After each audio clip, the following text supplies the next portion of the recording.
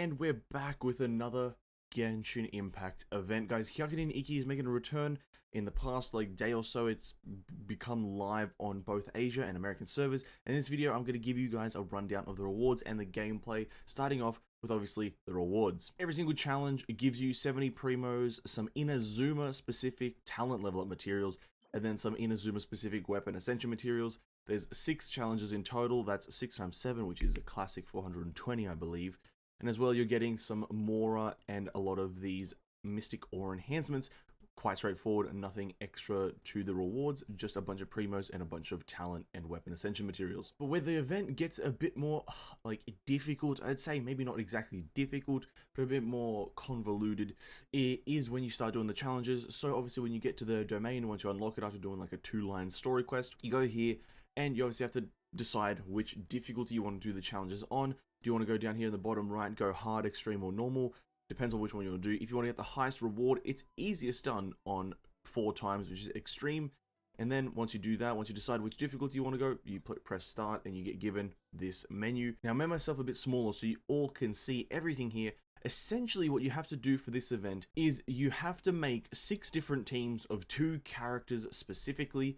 After you do that, you need to give them some buffs, 2 buffs per team. You should take into consideration that you have trial characters, but if you have the character from the trial already used up, you can't use your own copy of the character. So if I use the trial Kazuha, I can't use my own level 90 Kazuha. So bear that in mind, that you have to figure out which version of the character you want to use. Is yours stronger or is theirs stronger? Now, after you have decided your team composition, this really is up to what characters you have. There's not really any guide. You obviously can use some of the trial characters. I haven't, because I don't think I need to. I don't really want to use any of them, but this is all really dependent on what characters you have available to you, so be wary of that. But after you have made your 6 teams of 2 characters, you need to go into the configure skills menu where you'll see a bunch of arts. Now, I will read the transmission arts because they are kind of important to read, but the normal secret arts are just percentage buffs to a certain part of a character, like cryo damage, pyro, electro, and all that stuff. But start off with the first transmission art. After the party takes the field, they will create a vacuum field lasting 15 seconds that pulls opponents in and deals animo damage. Essentially, once you switch to a different team, that has this equip, they will summon a venti burst at the location of where you switch. Second transmission art, radical dispersal. Characters being protected by a shield will unleash a shockwave that deals damage to surrounding opponents when they are hit by attacks for 15 seconds after the party takes the field. And the next one, water wave. After the party takes the field, they will create a rippling field lasting 15 seconds that follows the character around and deals hydro damage to the opponents within an AoE every 1 second. That's quite cool. Moon Shadow Fall greatly increases characters' jumping ability, increases all party members' plunging attack damage by 85% for 15 seconds. Kind of a Xiao thing. For 15 seconds after the party takes the field, an elemental blast will occur after a character defeats an opponent with a charge attack, dealing elemental damage to nearby opponents. The elemental blast will randomly deal electro, pyro, hydro, or cryo damage. One blast can only be every 2 seconds. And now the final one, light cleaver blade, sorry. All party members have their charge attack stamina consumption decreased by 30%, Arataki Ito characters. And also have their charge attack damage increased by 65%, Arataki Ito. Have their resistance to interruption greatly increased, and they have their attack speed of party members increased who use claymores by 30%. It's an Arataki Ito thing, so you can use Arataki Ito and this one extremely well. But that is essentially it. I'm not going to read the normal ones because they're just normal percentage buffs. Hopefully that helped. And then obviously after you've figured out what skills you want to use and what characters you want to use, that's when you can start the challenge now. And for the challenge, I'm just going to go into a bit of a moderate time-lapsey gameplay. It's just going to be me doing the challenge. Best of my ability. There's a few different medals you can get. You can get a bronze, silver, or gold, as well as 3 different variants of the platinum medal. You can get the Platinum Star 1, 2, and 3, so bear that in mind that the Platinum also doesn't mean anything. You only need 2,000 score, which is a gold, to get all the rewards, so bear in mind that there's no reason to go for Platinum unless you're trying to flex like me, which means absolutely nothing. But let's go into a bit of a gameplay of this, because... Okay, let's get this started, let's go. I want to try to get a one-shot Platinum. I think one-shot Platinum, one-shot 3-star Platinum is like my goal right now. Alright, please, let's go. I know what I need to do. I've done this before. On a different account, so it doesn't count, right? Okay. I'm praying.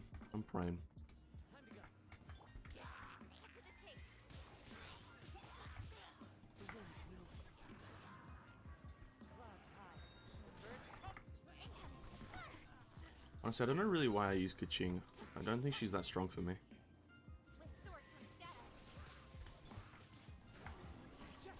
Switch characters. That is also a big important part of this event, is when you need to switch to your other teams. You'll notice in the top here you have obviously the fervor, which is the yellow bar. I probably didn't explain that right. The fervor is the yellow bar, and then the kind of your effectiveness is the green circle.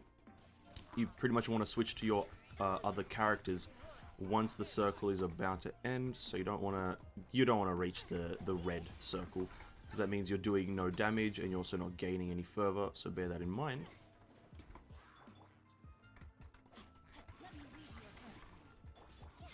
Hu Tiao kind of feels weird right now. Why does Hu Tiao feel weird for me? I think like other characters have polluted how I view Hu Tiao. I can't really play Hu Tiao that well anymore. Oh god, I messed up there.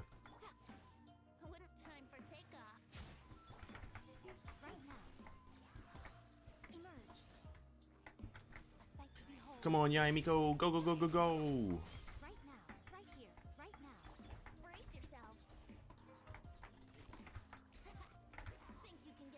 Venti, switch teams, Ning Wang. Oh yeah, putting her in, I totally forgot.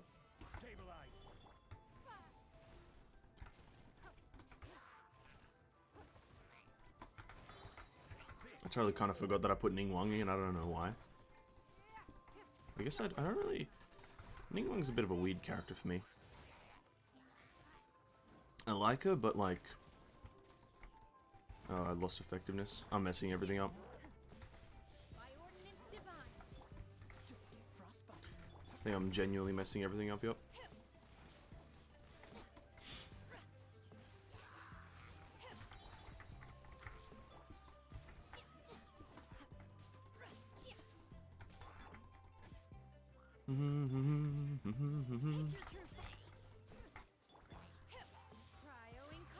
Oh my god, I'm actually terrible.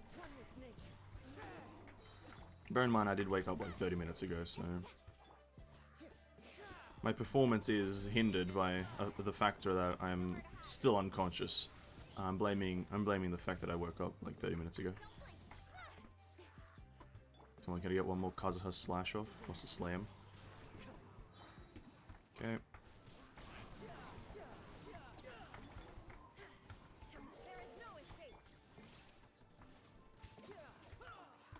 No, they're on the other side.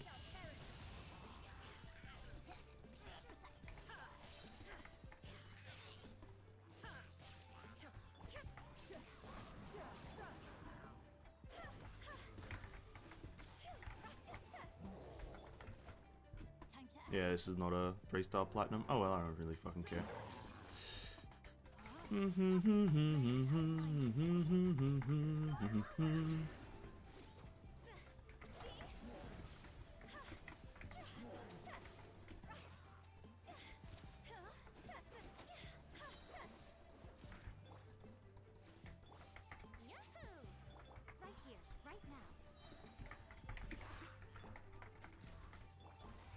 So I have no idea why Venti doesn't get his ult back.